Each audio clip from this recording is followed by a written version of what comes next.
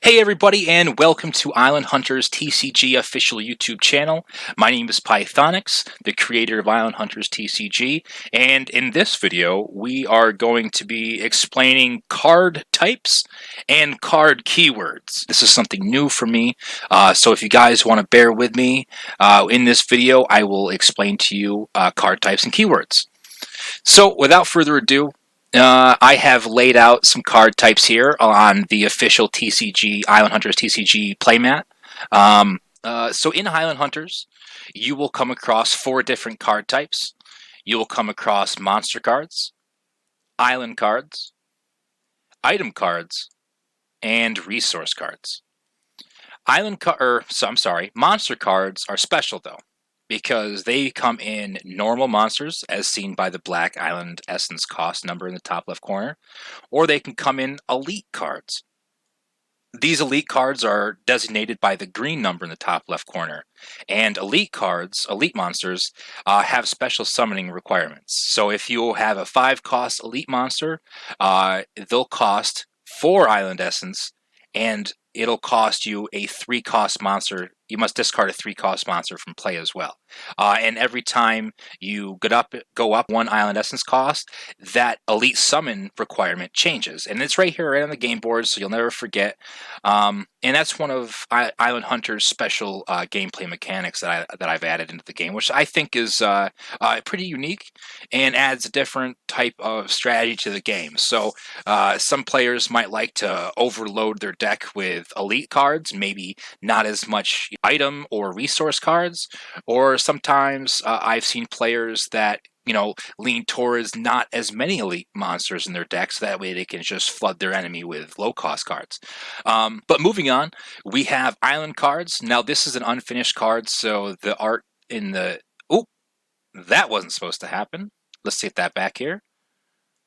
So island cards, this is an unfinished, but island cards are played in the island slot. Island cards give off a buff or a debuff depending on the type of card. This, again, is an unfinished card, but it has the same basic mechanics that the finished card does. So in the Undergrowth, it'll be active for 4 turns. It's stated on the card, not this one, obviously. And then this will give all monsters from the Undergrowth a +10 attack and defense value. Now, when this card is played during those 4 turns, that means any card on the board, whether it's yours or your opponent's, are affected by this island card. And that goes for every island card. Every card on the board is affected by that island card, so it will determine it. So if your opponent has Undergrowth cards out there, they're going to get that buff as well as mine. We also have item cards. These item cards may be equipped to monsters in order to buff or debuff a monster, also giving your monsters specific more abilities upon equipping that item. Items can only be equipped to the 2 outside monsters here, so as noted here by these blue arrows. If you put an item here, neither of the 2 middle monsters may equip them, and these items all have their own specific keywords and abilities as well. Some do, some don't. You'll see more in later videos, I'm sure. The last card type we have are resource cards. Resource cards are special.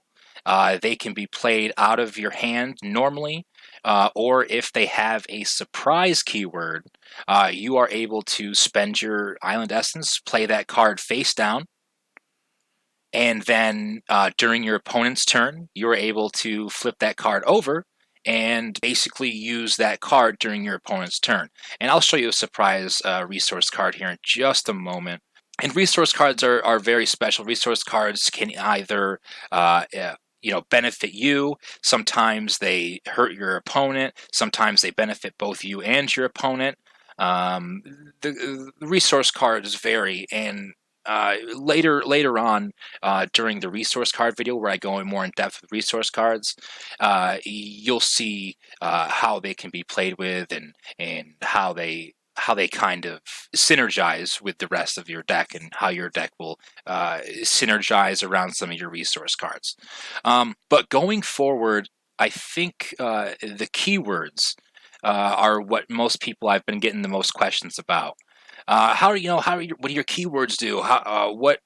Where do I, how do I find out what they do? And actually, if you head down to the link in the description below and head over, you will find the official rulebook link right here, and you will be able to read for yourself the rules for the Island Hunters TCG as well as the keywords and what they do.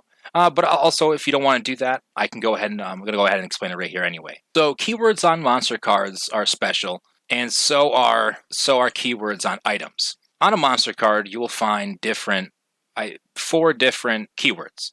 We have Hassle, Necrosis, Persist, and Warcry. Warcry is special that when a monster is played, if they have a Warcry keyword, that Warcry is activated the time it is played. So if I were to play Sporus, Warcry, I would then, if my totem has lost health last turn, I would heal myself for 40. If I didn't take any health during that last turn, then that Warcry is not activated. It also it can't be activated again once, if the card was played out of my hand. You have to physically play the card using your Island Essence for a keyword to be triggered. Some cards do state otherwise, but we'll get to that at a later date. Another keyword we have is Necrosis. Necrosis is basically the opposite of Warcry, whereas if a monster is destroyed or taken out of play by another monster or a resource card, then that effect is then triggered upon that monster entering the graveyard. We also have Persist.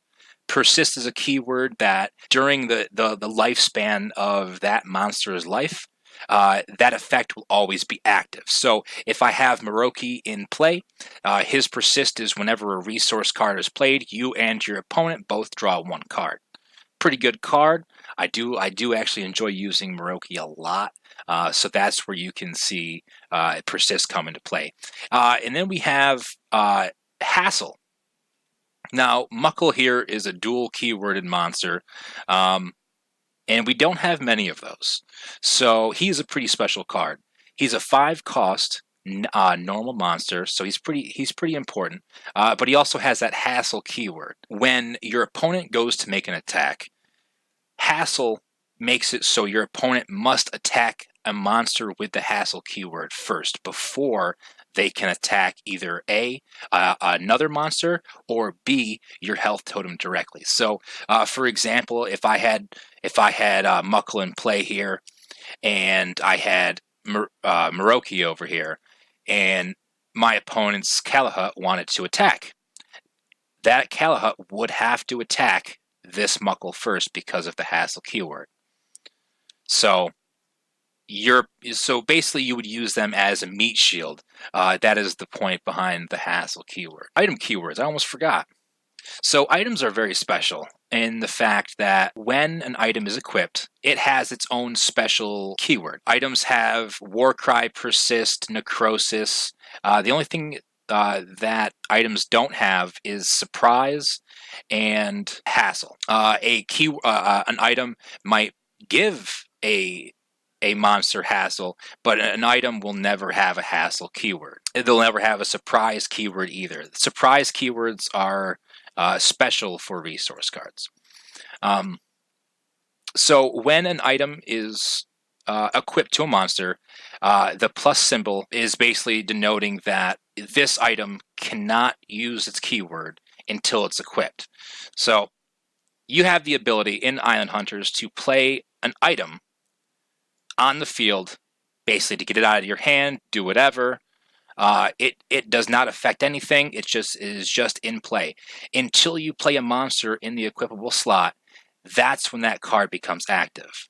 If you place an item down with a keyword like Warcry, it doesn't do anything unless you were to play Maroki first and then play the item. So that's how the item keywords work. I was going to show you how resource keywords work. Let me get this one off. Okay, so this is a special card we have to get off this island. The official artwork is done. So resource cards have the special opportunity of having the surprise keyword. What that surprise keyword does is when you play the card. So in my hand, and I would go ahead, if I had the right amount of Island Essence to play, I would then play this card face down in a resource slot. Now, remembering what this card is, during my opponent's phase, I can activate this card using the surprise keyword, and I would destroy any island cards in play. If this card is flipped after an island card was played, negate the effects of the island card. So that's a pretty handy card. There's a lot of resource cards that you'll find with the surprise keyword, so you can definitely eliminate your opponent through the use of resource cards. And I don't really have much else to talk about in this video. I wanted to keep it kind of short. I know there was a lot of information, and I know I kind of blabbled there a little bit, but I'm hoping that you guys enjoyed this video on card types and card keywords.